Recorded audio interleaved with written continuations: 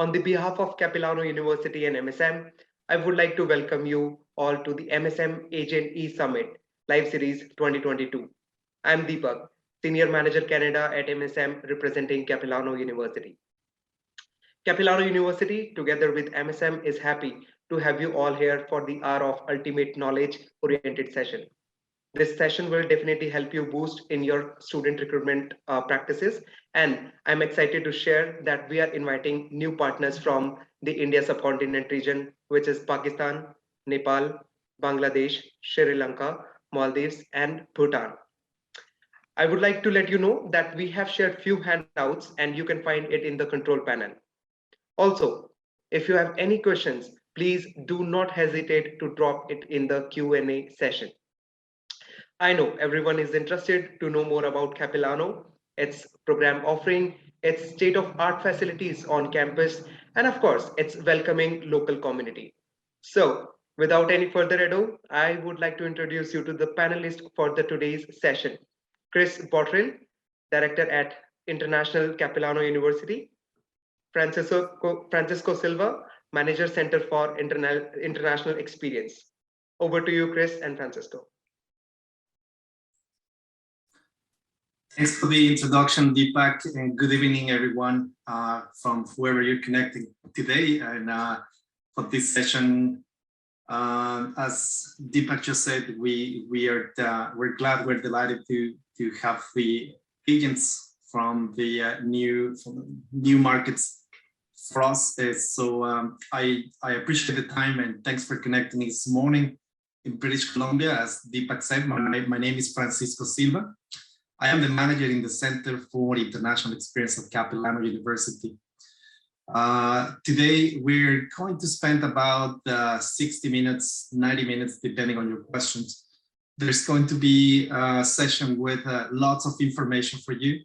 It's information about our institution, Capilano University. We're going to talk about program information, and we're going to talk about admissions and what it takes for the students to come here. So be prepared for being with us for about an hour and a half. I think we have this screen coming up soon. I'd like to introduce the agenda and what we're going to be talking in today. For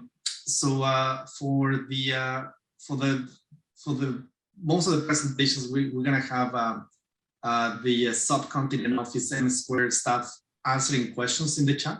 So I encourage you, if you're using if you have questions, which you do, you use the Q&A box that is located at the bar, the lower bar in your screen, so everyone can see your questions.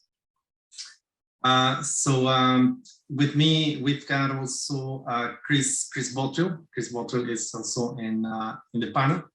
Chris is the Director of the International Office here at Capilano University. So both will be running the presentation and we'll be doing back and forth.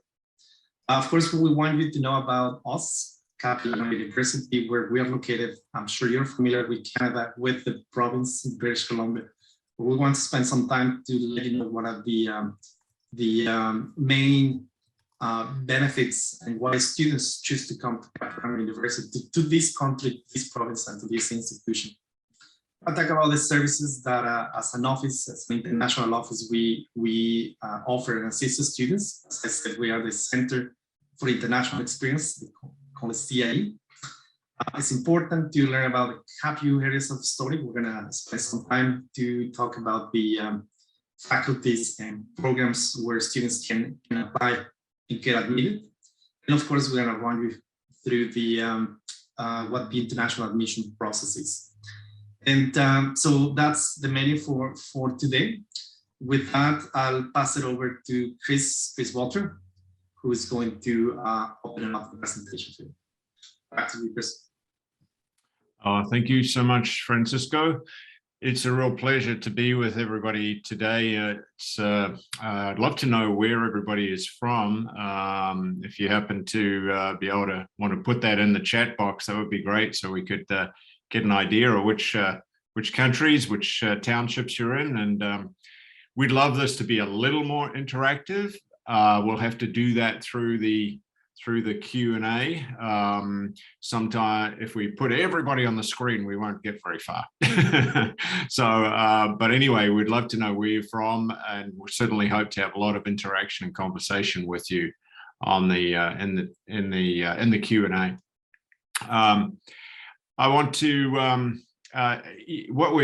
what we do here in Canada, as you probably well know, and it's really important thing that we've begun to do more and more of in recent years, is a territorial acknowledgement to the traditional lands of the Indigenous people of Canada, where we are operating from. Now, this is really important because in Canada, the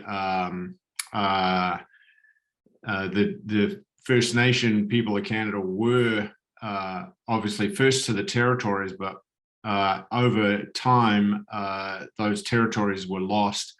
So we're making very strong efforts for essentially recognition, reconciliation, and so on between Indigenous people and non-Indigenous people in Canada. It's a really important step forward. So I'm going to acknowledge that I am on the traditional territories of the Squamish and Tsleil-Waututh people, and that's actually where our campus is. So you see a beautiful picture of the campus there. We're really lucky to be nestled in the forest, in the mountains of these territories. But what we love about CAP, when we get to go there, because we haven't been there as much in the last 2 years with COVID and so on, is that we get to sort of live on the edge of the wilderness, and at the same time, the edge of this kind of world-class city. So as you can see, we're actually located right over in this little corner over there. So we're pretty lucky. If you walk out our back door, we've just said this a few times, if you walk out our back door and start walking way over there in the mountains, then you'll cross 4 major highways, maybe, before you get to the North Pole. Now, it's going to take you a while to get there, but nevertheless, we're fairly fortunate, and this is a huge selling feature for students coming and studying in Canada, is that honestly, where would you want to study other than Vancouver? It's just, you got everything here. It's a great city. I personally came to Canada from New Zealand 30 years ago. I know it was 30 years ago because I just had my 30th wedding anniversary yesterday. And so it's and that's why I came to Canada. But, it's pretty lucky. It's a beautiful place, mountains, city. It's an easy place to come and live, and an easy place to sell, frankly, for students to come here. So you know all about that. You may not know as much about the campus. Let's do a quick little less than 1 minute video of the campus and what it looks like from the air, and where we actually are located on the North Shore.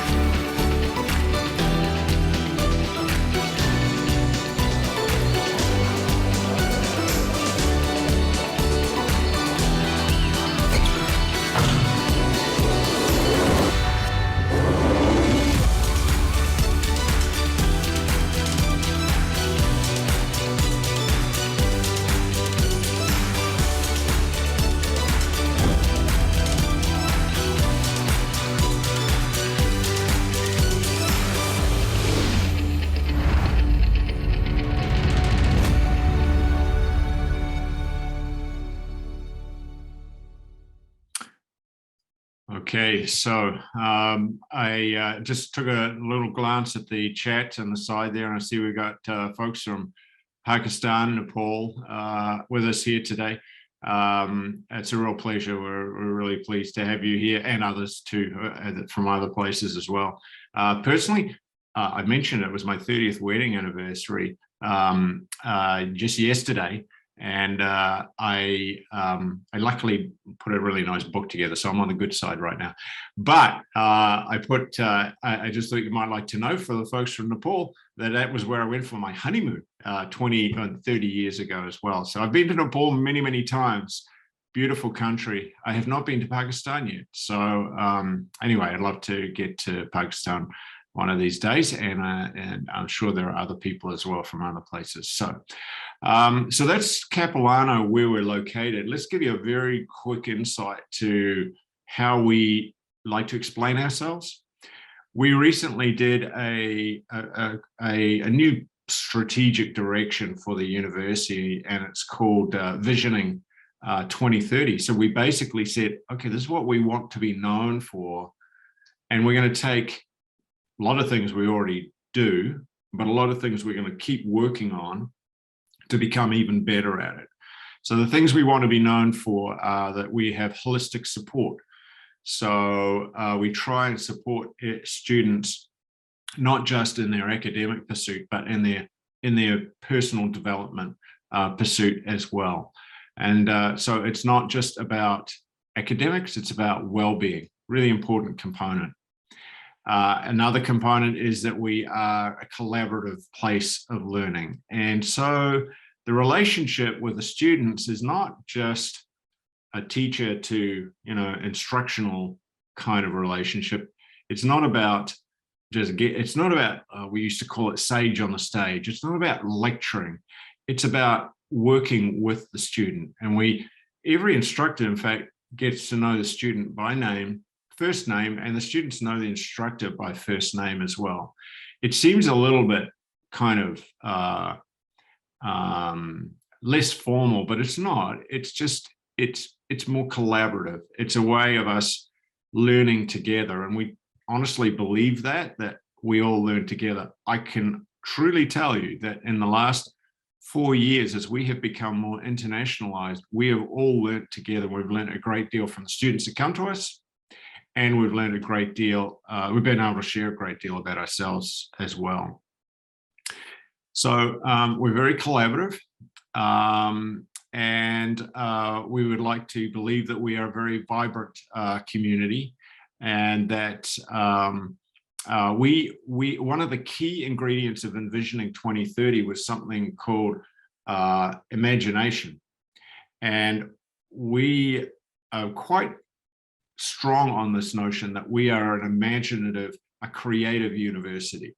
And as a result, we try to build a very vibrant community of learners. So it's not, again, it's formal in the sense that we're very structured in what we deliver, but we're also very collaborative, vibrant, and we're focused on the well-being of the student. And that's what this articulates as well. And that one of those core principles is well-being, as well as imagination, as well as community, and all these things drive us towards a more holistic learning experience.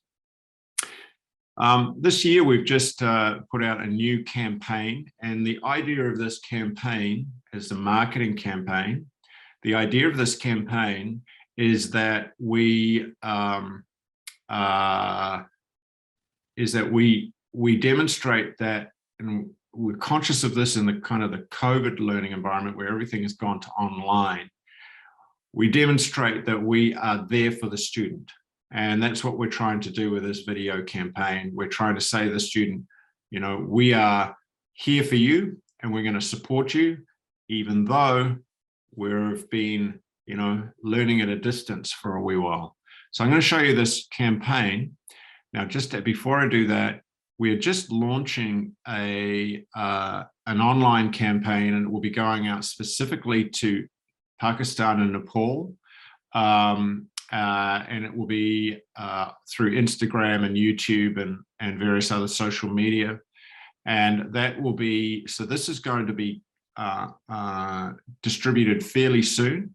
And we'll let you know when this is going to be launched, and when prospective students may well see this on their cell phones. So here's the campaign video right now. It's your next chapter, but here, you're never on your own. Sometimes you'll see the support around you, and sometimes you'll just know it's there. Because at CapU, you not only get to explore, you get to experience. This is a community that will fuel your imagination, give you inspiration, and prepare you for whatever comes next. That's because we believe with a little support, you can make a big impact.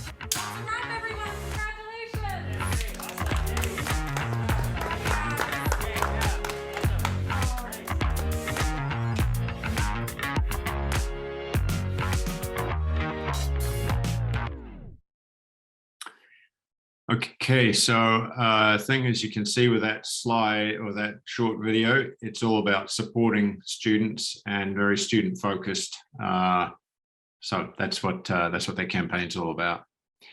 Okay, I see some more welcomes on the side there. So welcome to you all, those everywhere that's joined us today. So here's what I think is useful to know, important to know about Capilano. We're now over 50 years old, 50 years operating, started back in '68. Our focus is that we're a teaching and learning university. We're not a research university, although we are doing increasingly more and more research. We currently have 200 students employed in research activities, and that's very significant because we did not used to do that. We've put a lot of focus on research, and so there's a lot of grants that we're developing and people are working on those types of things at the moment. You know, the main campus is in North Van, but we've got another one down on Lonsdale, which is very convenient to downtown, and we operate that a lot of our NABU program from the Lonsdale campus, so the students have this very urban experience. It's a really cool place. It's called the Shipyards. I was actually down there last night. And it's just a ferry ride, a short ferry ride from downtown Vancouver. So really vibrant learning community. So we're really proud of a new facility that is up and running there. Right now, actually, the students could be in class and then they could go downstairs and go ice skating because there's an ice skating rink inside the building. That turns to rollerblading later on, or inline skating. Anyway, that's kind of a nice place to live in. And then you can see the other campus, the picture on the side here, which we're really happy of, nestled in the trees. We got a student residence. I think it's about 275 students. I think Francisco will talk more about that later. We have actually more than 9,000, about 10, almost 10,000 students now. We're growing. Our number of international students is not as high as it was. We were up to nearly about 3,200, but with COVID, we're down a bit, but we're sort of creeping back up. We, of course, all depends on visa rates. Well, there was some good news yesterday, actually, about visa applications. The new minister has said that they're going to speed it up, which is welcome news to all of us. We, in our main campus, 20 or 40 minutes from downtown, and as you probably know, we do diplomas, degrees, postgraduate studies. Those are the ones that students are mostly interested. Smaller classes, and we're also accredited with the Northwest Commission on Colleges and Universities. Now, I was a dean for many years. I was a dean of 3 different faculties, so I've been on the academic side, and I was at the university. In fact, I've been at Capilano for over 25 years. So a lot of us that come to CAP, we stay for a long time because we love it so much. It's honestly a really great place to work and to learn. And I was there through the whole accreditation process, and it was hard work, but it was really important because what we did is we came in full alignment as a university with our mission of what we're supposed to be doing as a university through our operations and academics and everything. And we got that accreditation, and it was tough.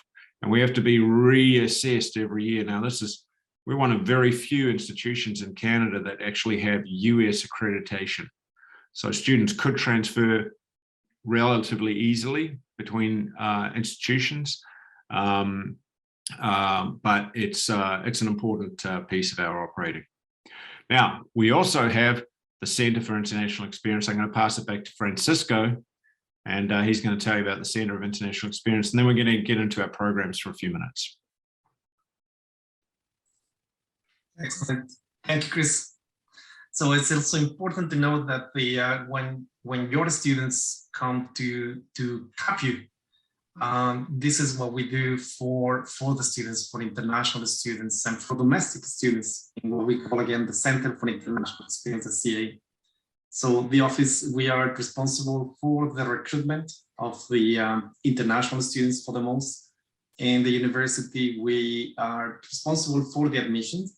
So behind Chris and I, there is a team of 17 people working behind the scenes, and they are in charge of evaluate, and process applications for international students. But also it's important to highlight that when students are here, there's a variety of services, particularly for international students. And one of them that is offered for international students, as you might know, it's immigration services, and we call it immigration advising. So when students come in, there's questions around work permits, number of hours students can work during the summer, during a regular term, postgraduate work permit, PGWP, as you all are aware. So these services are in high demand for with international students, so they're offered. And we have specific times during the week when students can book an appointment with an advisor and bring their questions. We also offer admissions advising, so your future potential students have questions. We also have staff addressing these questions for students. It's also important to note that we work with agents like you from different regions around the world, and that's providing training similar to what we're doing right now. We answer to questions, we process commissions. Of course, as you know, you have questions about the commissions. We also work with domestic students, encouraging to travel abroad and to spend 1-2 semesters abroad, being one of our over 20 partners around the world. And so we help them and support them. The Center for International Experience, we also organize field trips and exchange programs. Of course, over the last 2 years, when a little bit of challenge on mobility, as you might know. Hopefully this year we're starting to send students out of Canada. So that's what we offer in the Center for International Experience. We're probably one of the busiest areas in the university, of course. As Chris has mentioned, we have over 2,000 international students in the institution. So that's a large portion of our student population. And so thus services, well, these services are important for international students. So that's the Center for International Experience. We work hard and we work directly with our office in India, the subcontinent office. Everything that you process will be managed in the subcontinent office, and the subcontinent office, Deepak's team, works directly with us. We're going to talk about programs, and I wish I can spend more time and spend time in sparing every detailed program that you see in your screen. But you want to know that CAPU has 5 program areas, faculties, we call program areas, and the main that you can see in your screen: business and professional studies, global and community studies. Chris, fairly familiar with the faculty.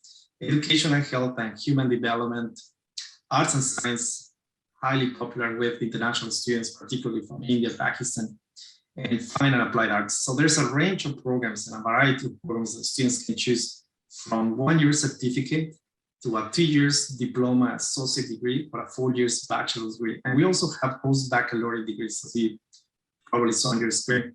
Thank you, Chris. We would like to highlight what the programs where most of the international students come, where international students are applying. It's what you see in your screen. So international business, where CAPU has an amazing tourism and hospitality program, as I mentioned, with a variety of credentials, from certificates, diploma programs, 4 years bachelor's degrees and post-baccalaureate degrees, visual communication designs, arts and entertainment management, and outdoor recreation. Next slide, please, Chris.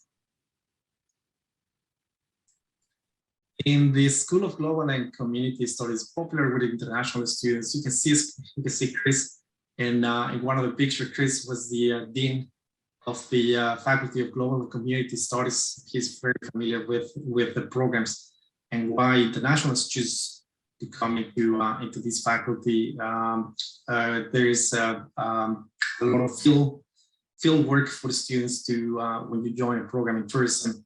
You can choose from a bachelor's degree, diploma program, and we have also, you see highlighted in red, it's popular for international students, a 2 years program in global hospitality and tourism management. Important also and highly popular for students, the tourism management for international students is a diploma program. And all these programs, as you know, they're also qualified for PGWP.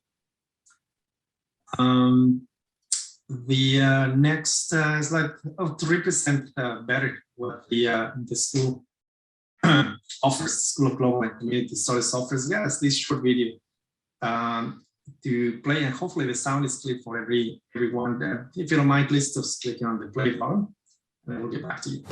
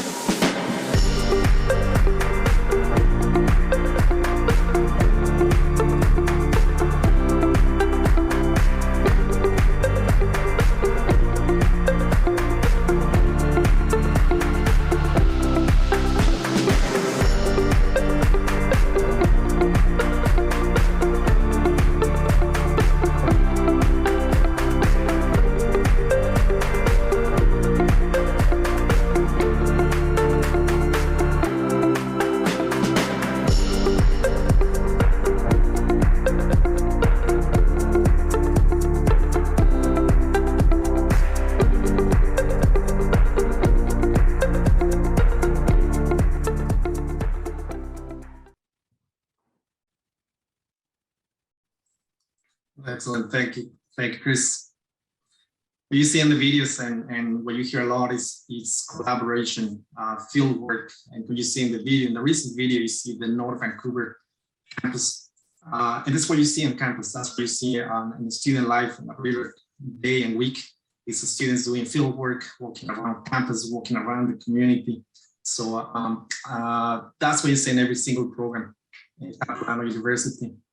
Quickly, the STEAM of science, technology, engineering, and math programs. So students explore the universe by delving into the theory through labs, and again, a lot of hands work, field work on these programs in biology. It's a bachelor's and associate degree. We have the new bachelor's degree in science within biology, engineering. So the first year is prepare you the first year to get into engineering school in one of our transfer programs, associate degrees, courses in astronomy, chemistry, again, highly popular for international students, computer science, math, physics, physical geography, and more on. Next slide, thanks, Chris. So humans and soil social science, again, this kind of program helps you to develop critical thinking and research methods essential for any career nowadays. And again, to highlight what are the most popular with international students: psychology, associate of arts, with creative writing, that's an associate of arts as well, and political story, sociology, and more. That's part of the humanities and social science. And of course, I'll pick up here, Francisco. To Chris, thank you. So just to quickly before we move on, Francisco, you said there was a gray box on the, I think it was my chat box I had open on the other screen. That's gone now, right? So is it clear? The screen is clear now? That's correct. Thanks, Chris. Okay, great. Sorry, I didn't realize I had the chat box sitting on the other screen and I didn't realize it was blocking the screen before. So my apologies there. But in the chat, I did notice that, again, we got folks from Sri Lanka, Bangladesh, and so on as well. And I have been to Sri Lanka a few times, by the way. And friends in Bangladesh. So anyway, nice to see everybody. Just another point of organizing. I do see a number of questions coming into the chat box, but could you put your questions into the Q&A, not into the chat box? The chat box is just to find out where people are from.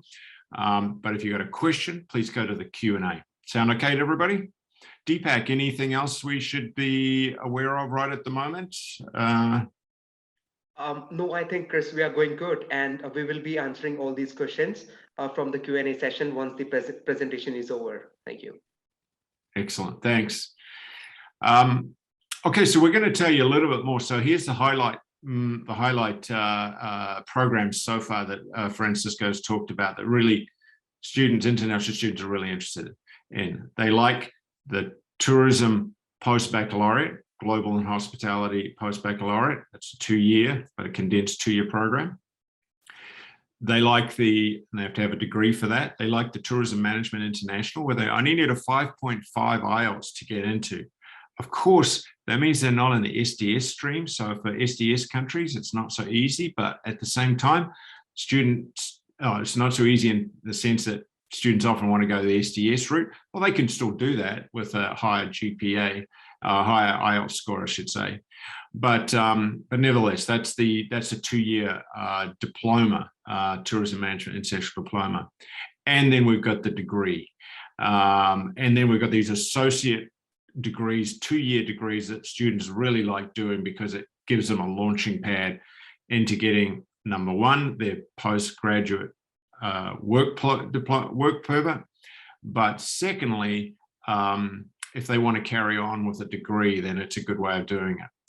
We are building out a lot of new degrees in our arts and sciences areas. There's many which are under construction right now, and they'll be ready to go pretty soon. One is in environment and society, another one's in data management. So there's another one's in English. So there's a lot of, and creative writing is mentioned. So there's a lot of new development in those schools. Now, another school where the international students really like coming to is business. That's pretty obvious why. They like the business degree, and what we also have is something called NABU. NABU is quite well known in the international market. It stands for North American Business, and it was one of the first post-baccalaureates in British Columbia. So it's been going now for maybe 8 to 10 years, I think. But it's really popular. And the reason these post-baccalaureates are so popular, as you know, is you get a condensed program, you get a practical experience, you get job placements, and you get a 3-year postgraduate work permit where you get the right to apply for it. And that's a really nice package, and so people really like doing these. Let's show you a very short visual clip of NABU and what it's really the essence of this program is all about.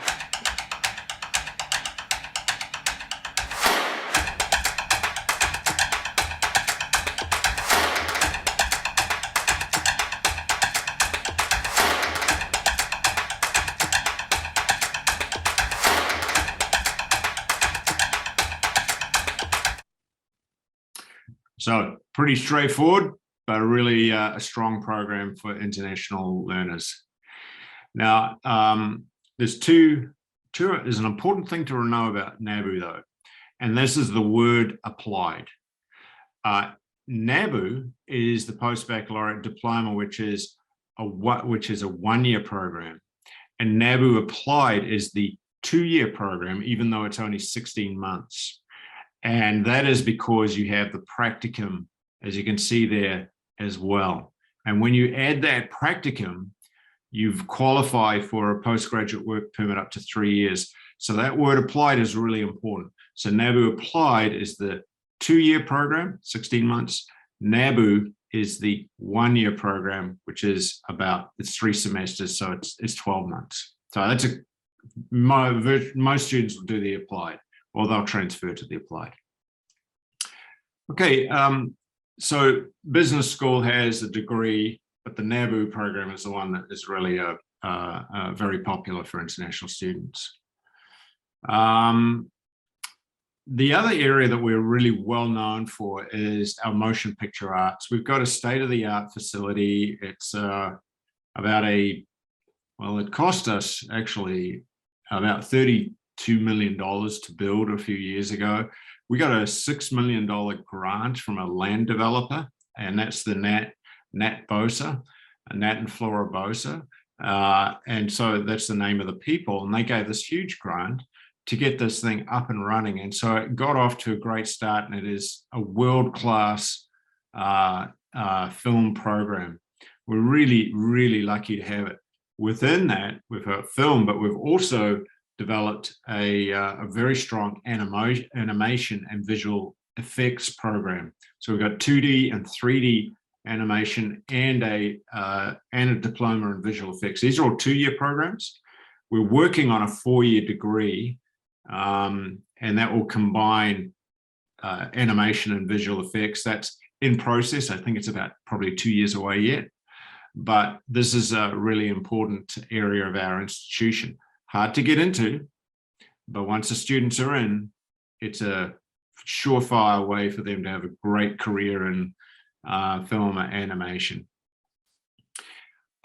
We've also got a graphic design program. We call it Design and Visual Communication. It's a 4-year program. It's in something called IDEA, and it's really a great program as well if the students have very strong creative skills. The other creative area is School of Performing Arts, and so we have a world-class jazz studies. If you happen to have students that are interested in jazz, this is a place to come. We've got an amazing jazz studies program that is world-class, extremely. I was actually the Dean of Fine Applied Arts for a while, and we would interview people to come and work for us in the jazz program, and these were some of the best jazz musicians in Canada wanted to work and teach in this program. It was quite humbling, actually, so we've got some really top quality instructors and artists in that program. I'll also say, though, that just because you're the best at a craft doesn't necessarily mean you're the best instructor. So we actually focus, though, on the best teachers, and we've got some really class acts in that program. We've got a music diploma. We've got another diploma, an arts and entertainment management diploma. If people want to get into the business side and the production side of arts and entertainment, that's a program that is really a great program, unique to Capilano in a lot of ways.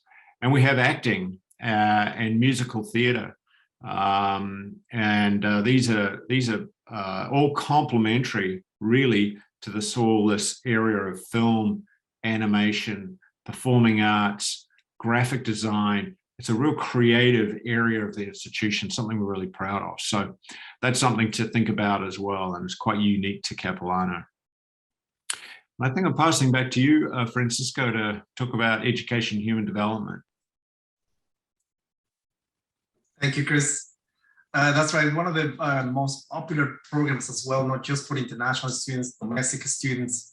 It's the working in early childhood care. These are programs in ECCE, early childhood care and education. And there's a variety of credentials. It's important to know as well from, I guess, for your students, a diploma program, and a 4 years bachelor's degree. And we also have the Capilano University offers a postbac in early childhood care and education. Not quite popular for India as well, but the ECC offers also pathway programs that students can take English preparatory courses before coming into the core program, and that's called the ECC pathway that you see in your screen. And an amazing bachelor's of 4 years bachelor's degree in music therapy. Those are programs that, if you look at Capilano University, these are the core main programs that makes Capilano University unique. We got the another video as well to represent the this faculty. I'd like to please, if you mind, click on the play video, and I'll get back to you.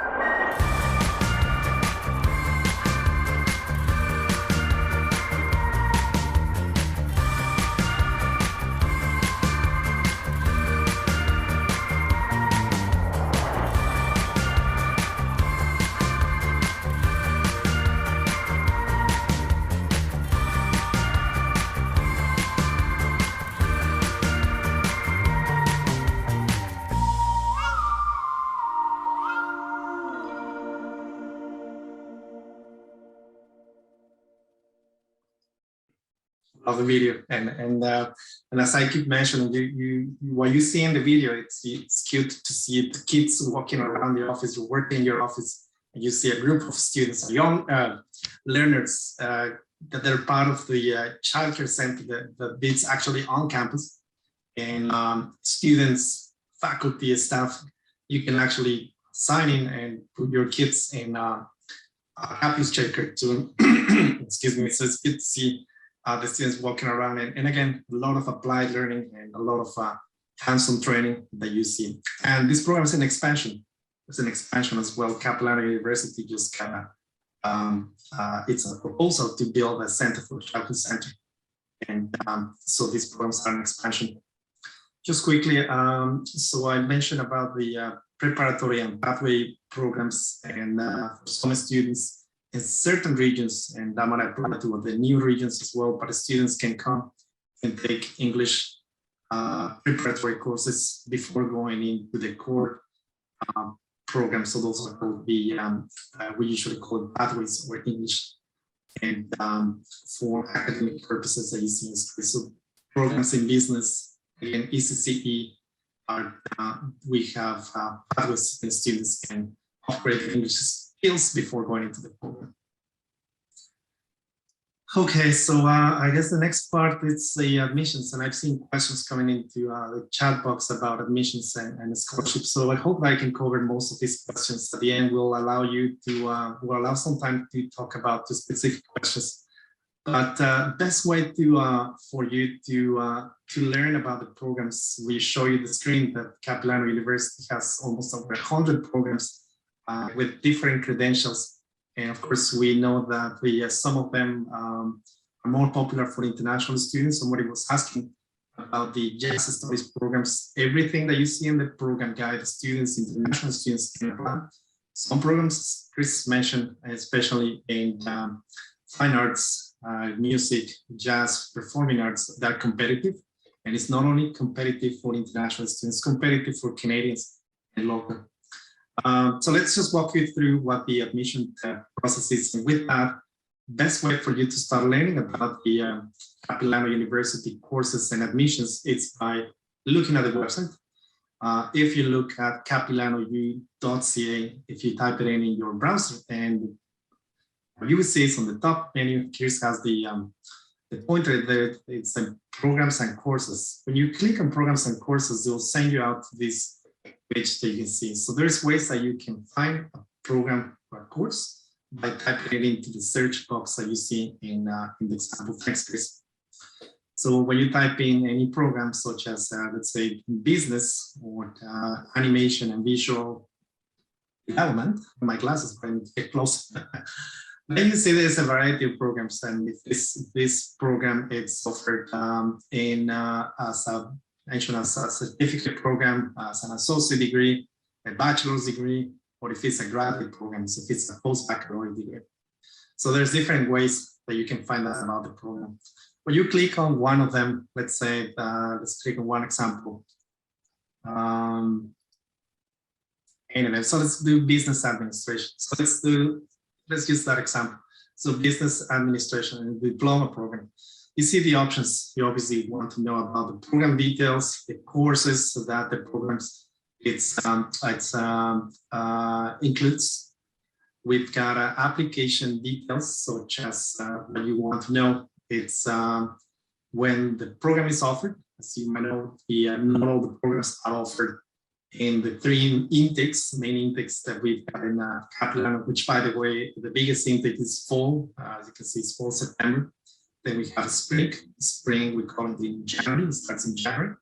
And with this example, you see that this program is offered in summer, spring, and fall. See the application deadline, and it shows you how to apply. Now,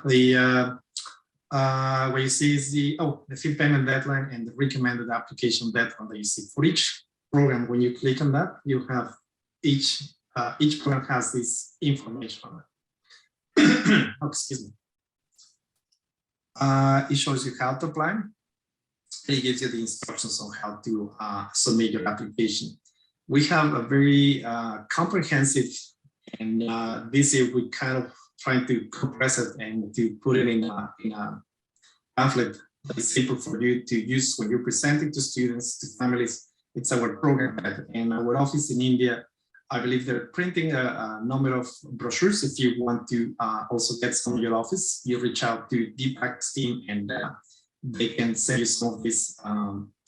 We call it international program guides. It's a pamphlet to learn about Capilano University, and it's also available for downloading in Capilano's website. You just go into type it in the website and type it in international. And when you're in the website, on the top menu, you can see the program guide. Excuse me. The program guide offers information, general information about programs, credential, and an important is no tuition and fees, which is also available on the website.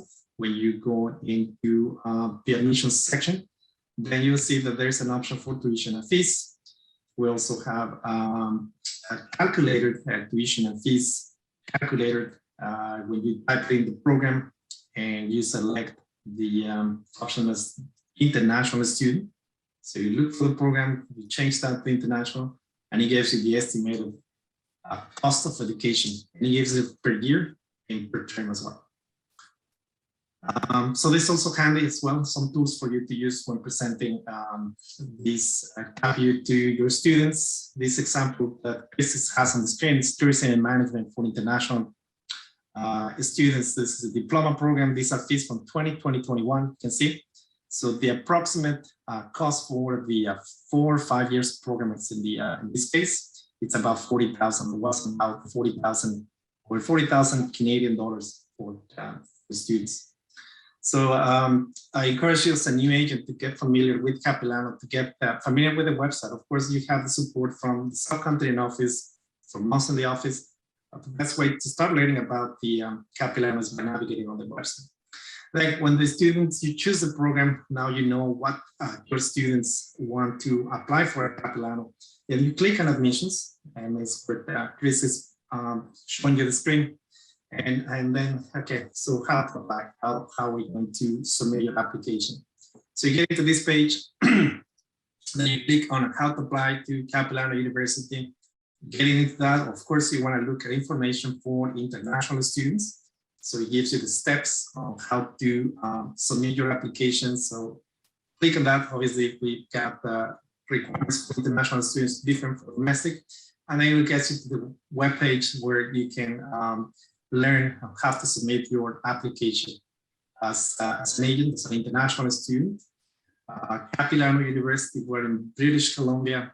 We are an education planner DC institution, meaning that, as you might know, if you work with institutions in this province, your applications should come through education planner DC.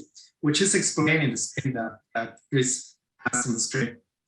And what you would like to start doing is choose the program, what it takes you to submit your application, documents that you need.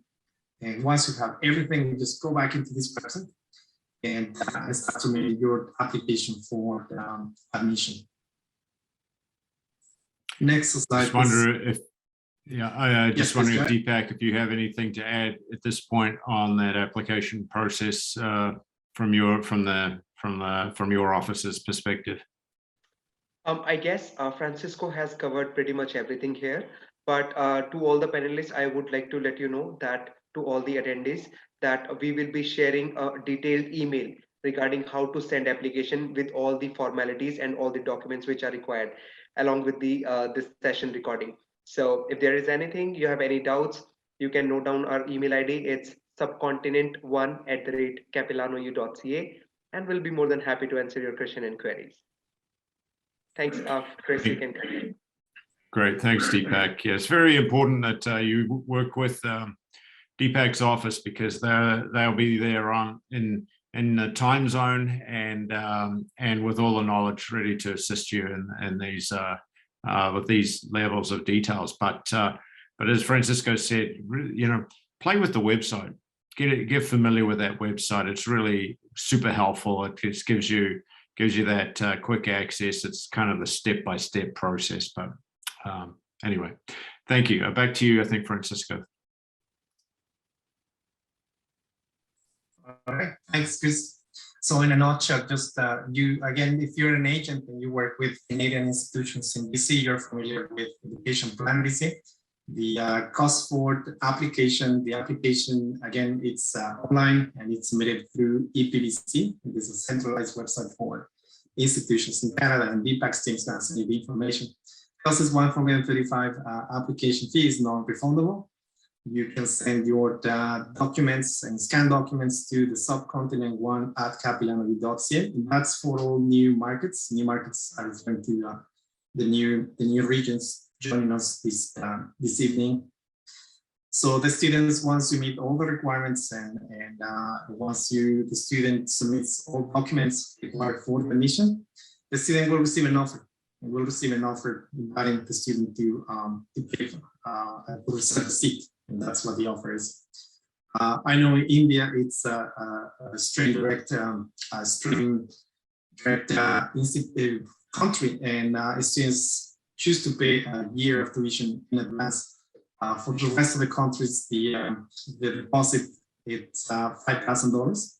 But for those countries part of the SDS program, including India, the offer will come with the first year of tuition, which can be accessed as we show you in the previous website, in the previous slides, by accessing Capilano's.ca website.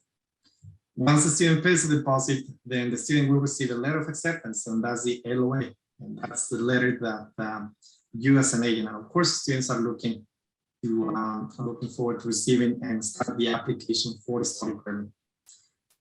The students will receive a welcome guide within the letter of acceptance. The welcome guide is an online platform that the Center for International Experience has put together for the students to set them up to start the first steps to become an international student in Canada. It's so important that new students read our general information about orientation, tuition fees, and payment deadlines.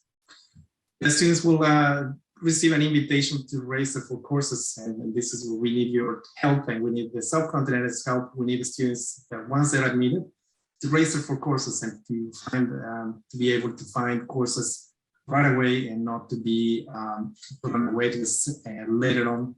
So with that, we'll be sending you and your students reminder about the registration for courses, and of course to make sure that they pay their tuition fees on time so they don't get dropped from courses. And more important, this is not over. They are to attending orientation.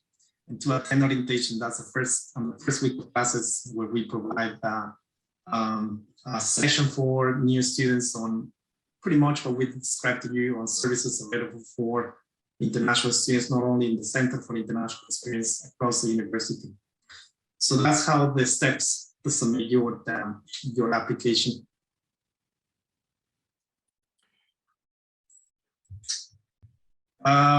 We've got some deadlines to complete applications. I don't know, Chris, if you want to take on that. I'll pick up. So these are the recommended deadlines. If you're starting in the fall, the recommended deadline is March the 31st. Now, it does depend on the program. So we have some programs that require, and we're going to show you this in a moment here, we have some programs that require faculty or departmental approval. They might be programs like film and animation, which they want to have portfolios and they want to review the portfolios, or even kinesiology. We have a degree in kinesiology. They want to review those documents as a committee. So those ones take a little bit more time. But generally speaking, our recommended deadlines are March 31st, and then for the spring, September 30th, we often go through to October 15th, summer, January 31st, and we often go through a bit later, a few weeks later. However, we can't guarantee this. If we want to make sure that students get into the program, this first recommended deadline is the important one to keep in mind. Francisco mentioned before that the students will receive an offer letter. It's just an example of that offer letter. We got that same one again. So here's what we work on and what we try to do. In the international office, we can process the offers in these programs: the business diploma and the degree, the tourism co-op and bachelor degree, the arts and sciences associate degrees, and the EAP and pathway programs.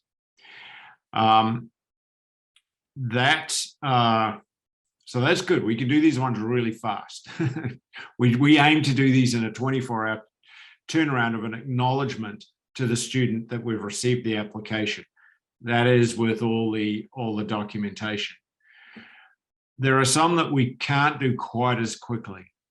And these we promise we'll get through them in 2 weeks, in 14 days.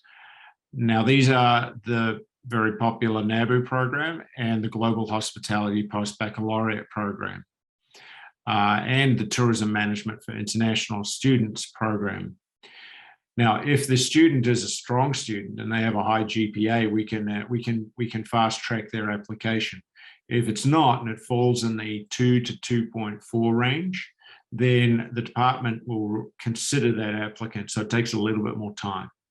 So you get a strong student, we can do a much quicker turnaround, but we do take a little bit more time on some of them because the department wants to have a look at them. So these ones can take us about 14 days. And then we've got these interviews and auditions for mostly these like the creative arts programs, like motion picture arts, visual communication, the animation programs, music, jazz, arts and entertainment management. As you'll see, these are actually all in the fine and applied arts faculty, but they want to take a little bit more time, and they go through an application process. Oftentimes interviews, they have to do performance, they have to do like, I forget what you call it, but they have to play music. They do it online sometimes in some of these, and submit a different kind of application. So they, I don't know, audition, it's right in front of me. So they can take a little bit of time. What I can tell you is that we know it's very important for the students to get a quick turnaround, and we have been we work hard to do that. Sometimes it's out of our hands in international, it's in the department's hands. We encourage the departments to get it done quickly, but we certainly, our commitment to you is we keep you up to date and keep the students up to date, because we know that it's difficult for the agent if the student hasn't got an answer and they come back to that and say, hey, what's going on? Well, that's not okay. So we try to keep you informed and the student informed on what's happening. But just to let you know, some we can process more quickly than others. Others take a little more time for these reasons. Then we've got these programs like early childhood and care and education, legal studies, human kinetics, and these have admissions only in one semester, just in the for the fall semester. So we have to take it. We do the admissions in May for those ones. So again, some programs are each semester. Some programs are like 2 semesters out of 3 a year. NABU's got 2 out of 3 intakes. Global Hospitality's got 2 out of 3 intakes. Again, if you go to our website and you look at the program and then look at the application details, it'll tell you when the intakes are. And also don't hesitate to contact us, and we're more than happy to help you out with any information. We love to hear from you, truthfully. So the important email, and this is a terrible way, I didn't fix this on up properly, but as you can see, the Sub-Regional Recruitment Admissions Office, subcontinent1@capilanou.ca, that's your go-to email.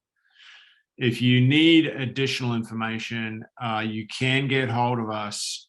We might often, if it's a question that is an admission question, we will redirect you back to Subcontinent 1, because this team is on the ball, knows what's happening, and can keep you informed. When it comes to commissions, we have another email. It's an agents@capilanou.ca. We have a person dedicated to commissions, and so they keep the commissions flowing and get those paid out to you. We love paying commissions, so more students you send, the more happy we are to give you big fat commission checks. No, I'm just kidding. We do we are more than happy to pay commissions, and if we'll tell you the process for that. The residents, we like to go to housing, Capilano Ute for the housing. Okay, so one little tip thing I'm going to tell you right here, and that is that the most important thing for you as an agent, or not most important, but the things that will help you are these tips, like scanned documents are accepted for admissions processing with some exceptions. Maybe you can enlighten us, Francisco, on which ones that is. Complete applications get processed first. You must include a phone number, an email, and an application form. Students must complete a third-party release form. And all payments by flywire.com, we use one service there. And then our student residence is housing@capilanou.ca. We strongly encourage students to stay local, stay near the university. A lot of the students will stay in quite a long way from the university. The favorite place to stay is an area called Surrey, because many students have family connections there. But the challenge is that it's quite a long commute. And so we like students to stay locally, especially in the first couple of semesters if they possibly can, and the residence is a good place to do that. Gets them off to a really good start. We think we're a pretty good place to come and learn. Unfortunately, as all of us have been, we've been struck by COVID, and our operations have had to go online for quite a lot of the last few years, but we're back on campus. In fact, we're back on campus as of yesterday. That was the first day for a return to campus. Students are back in class. I think the good news for us, like most of the world, is that while the Omicron variant has sort of spread quickly here in Canada, as it has everywhere else, our healthcare systems are not being as pressured in the same way with students that are, or not students, or people that are vaccinated.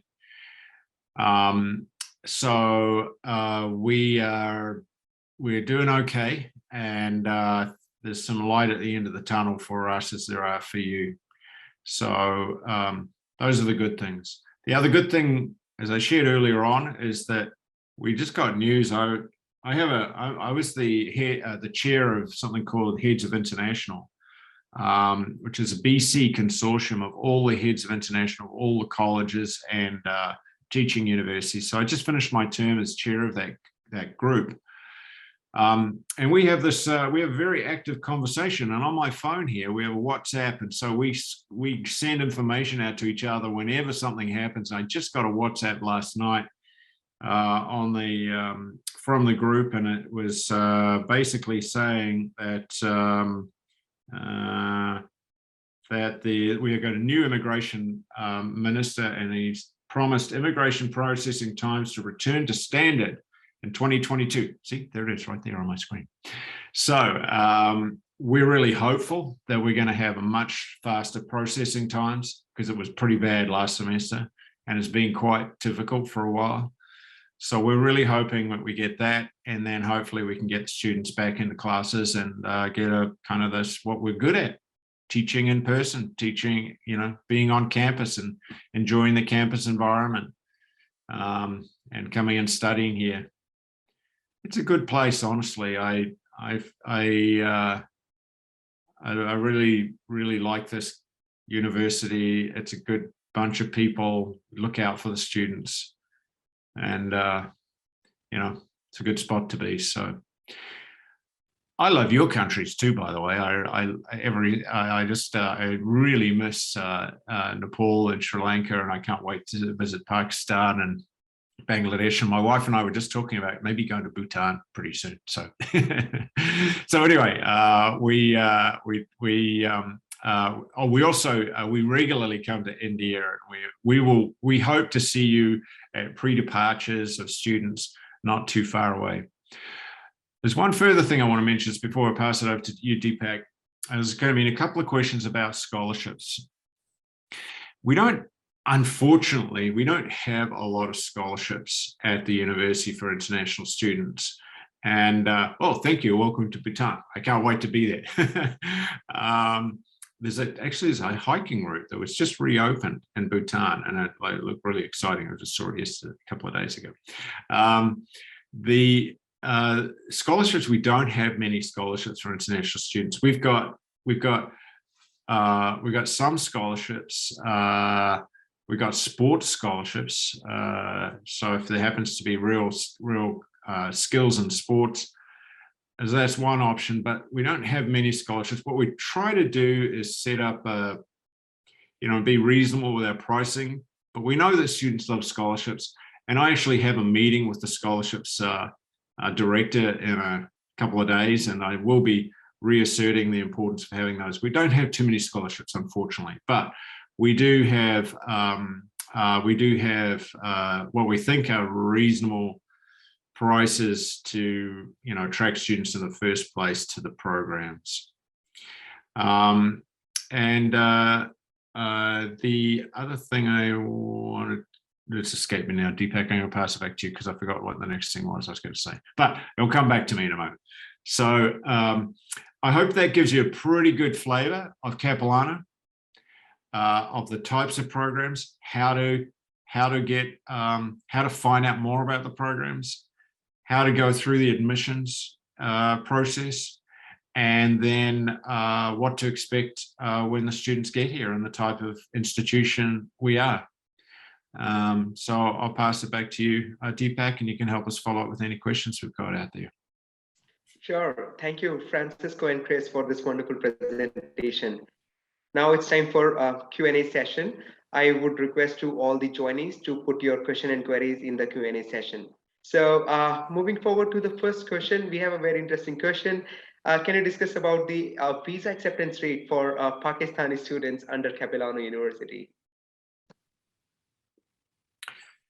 I think I'll just follow up on what we just mentioned, that visa, we're a little unclear. In all honesty, we're a little unclear on visa processing times from anywhere in the world right now.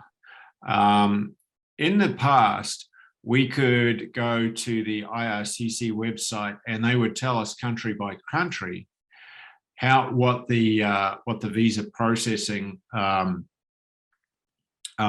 times are likely to be. But right now, you go to the website and it just says all of the world is 3 months, and it's not accurate. So we don't know. However, we are we have just contracted a company to provide us insights to visa processing times. They have access to data sources that will give us more insight. Francisco and I are doing the training with that company on Wednesday, and we're hoping that that will give us a little more insight. So it is very difficult for us to honestly say right now about any visa processing times. I think that's the case for most of the institutions. But there is no reason to assume that it'd be more challenging or less challenging for Capilano than anywhere else in Canada. Thanks, Chris. Moving forward to the next question, we have a question from Azmeri. Can you discuss about the work opportunities available after early learning and childhood care program? Yeah, thank you, Azmeri. You know, this program is really cool because the students get to do they either do a diploma or a degree. We mentioned the post-baccalaureate, but it's not a terribly popular program because of licensing requirements and the licensing requirements mean that you have to have had experience in working to do the postgraduate diploma. You have to have had work experience in an institute, in a licensed facility in BC, and that's really hard to do if you're from outside the country. So typically what the students do is they come through the diploma and then the degree. Now, what we do as part of that diploma and degree is the students actually work in licensed health, early childhood care facilities. And as a result, they create very good connections to being able to work in licensed healthcare facilities once they graduate.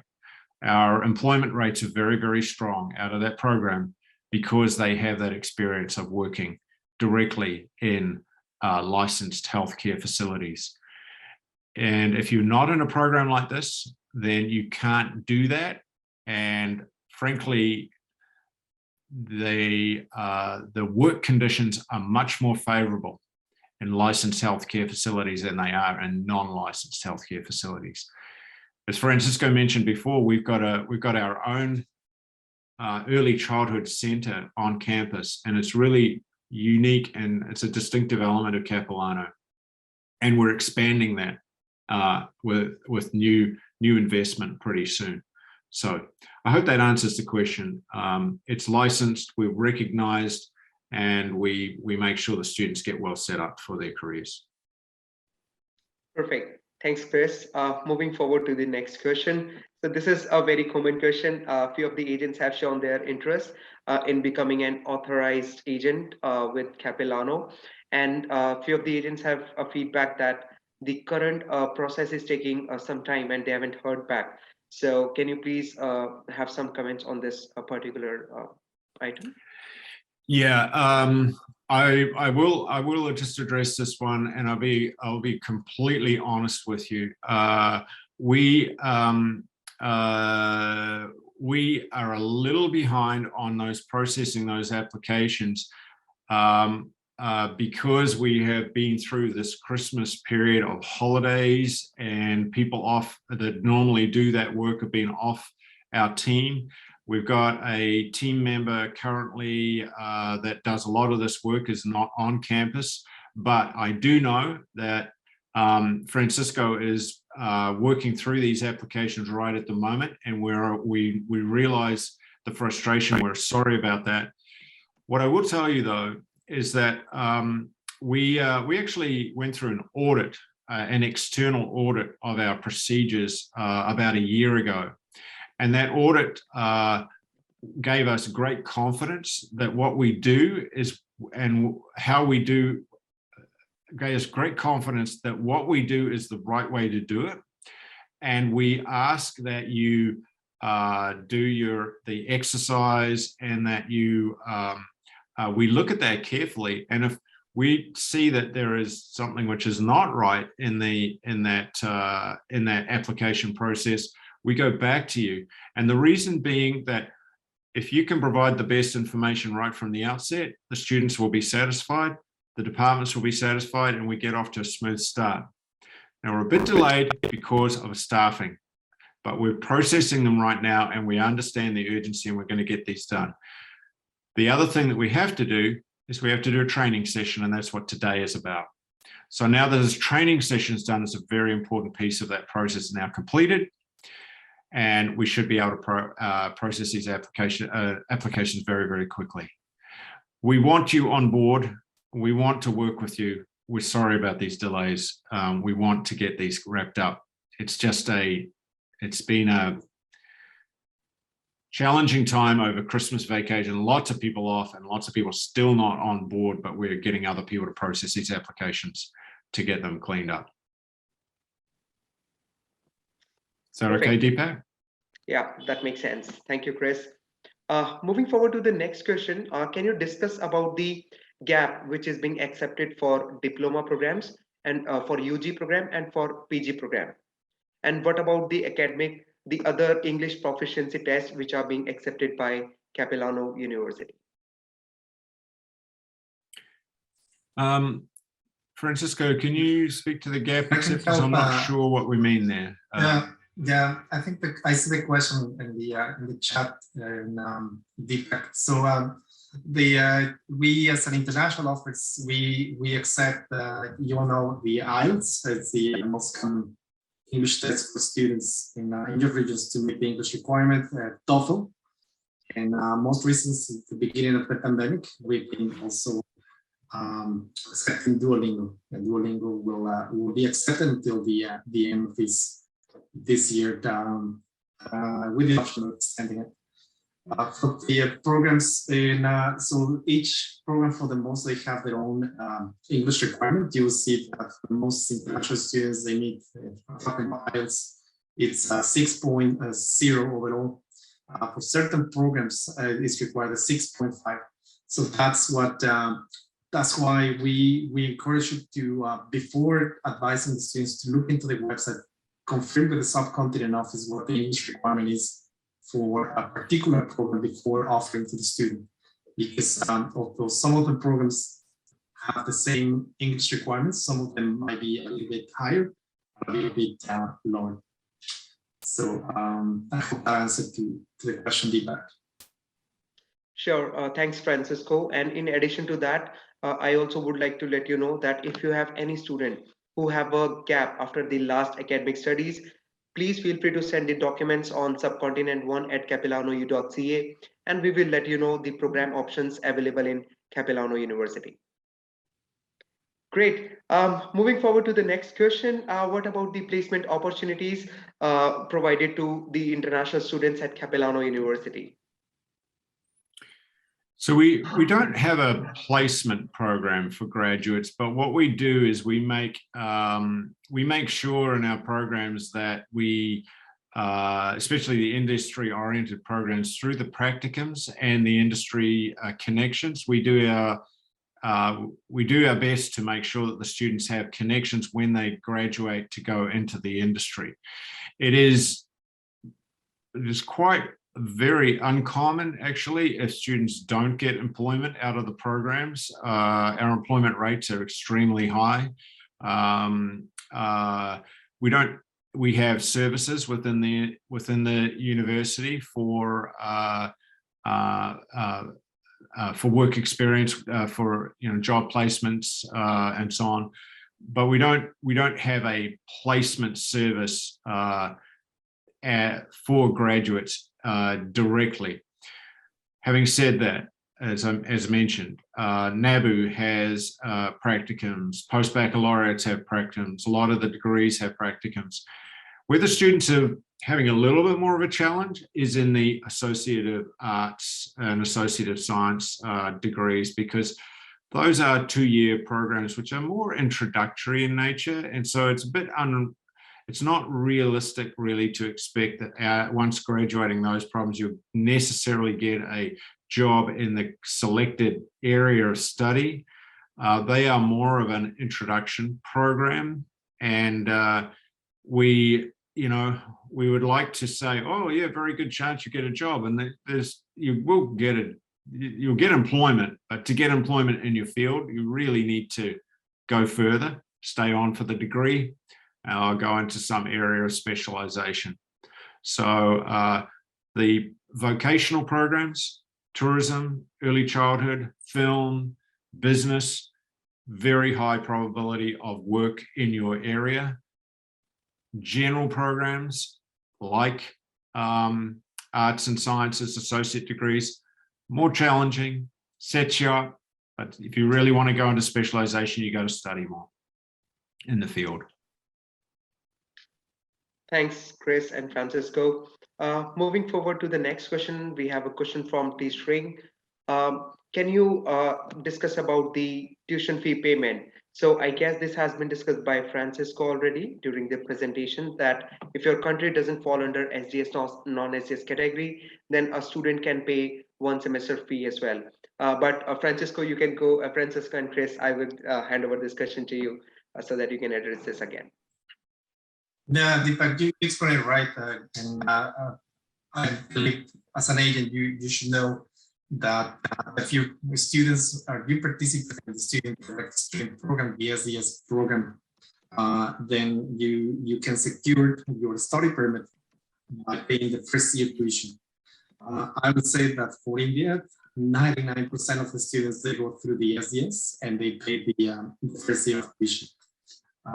Yes, it might look like this is the first, it's a big figure when you present it to the families, but that includes the first year of tuition.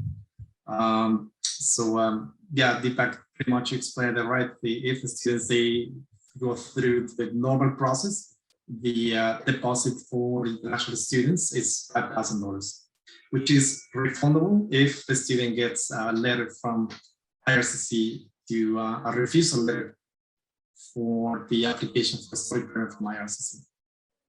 Great. Thanks, Francisco. It's great. We have answered a lot of questions as our time is limited and we may not answer all of them here. But you don't need to worry. We have got your email IDs and we will respond to all the questions after the webinar. Chris and Francisco, is there anything you would like to add up before we wrap up this session? Follow you, Francisco. No, just to thank everyone. Thanks the team in India, Deepak and your team to putting this session together. We talk about the process to engage, to onboard the new agents, and we're doing this session for that. The new year, we kind of wanted to wait and to see what are the regions, as you know, that we want to tap in this new year. We have our year ahead. It's will be challenging for everyone, you as an agent, subcontinent office, and to be honest, as an institution, to get back to where we were in those golden years of 2018, 2019. So we believe by working with you together, by working with the subcontinent office, we can create good, solid, and healthy partnerships with all of you. So this is the beginning. This is going to be a year where we're going to put a focus mostly on bringing students back. Canada has been open for international students for pretty much for the whole pandemic. So that tells you how the country is committed to keep receiving international students. So with that, I want to thank you again. Have a good rest of your evening, and I'll pass it over to Chris. Thanks. Thanks, Francisco. Yeah, Francisco said it right. We're really keen on seeing the students back here at Capilano and be back working together. The bottom line is that it's been a pretty wild ride, as we all know, for the last couple of years. We hope you're doing well. That's the main question and main message for you, really, to you is it's been a tumultuous time, not only from health standpoint, social standpoint, but also from a business standpoint. And we know it's been a rough ride, and we hope you're doing well. And we really look forward to meeting you in person. We used to come over and do pre-departures in India. I would come 4 times a year to India and do the pre-departures, and we can't wait to get to Pakistan and Bangladesh and Bhutan and Sri Lanka, Nepal, and Maldives to see you in person. I think you can probably tell from our session today, we want to work with you. We want to We want to get to know you, and we really appreciate working with you, and we want to do a good job for you.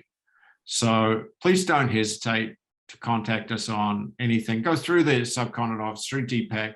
That's the best way, and he will handle most of those questions. But if, again, you know, we're admissions, technical questions, but you know, we want to get to know you is really what it boils down to. And we're really grateful that you've joined us and look forward to working with you. So thank you very much. And as for the process, you just ticked off another box. The training session is finished, so we can get these applications wrapped up. Great. Thank you, Chris. And we look forward to host you again here in India and India subcontinent regions. Wonderful. So thank you to all the valued agents and partners who have joined us in this exclusive MSM Capilano Agent E-Summit. We appreciate you being here. We hope this session was helpful and informative enough for everyone. Until the next one, please stay safe and take care. Thanks again.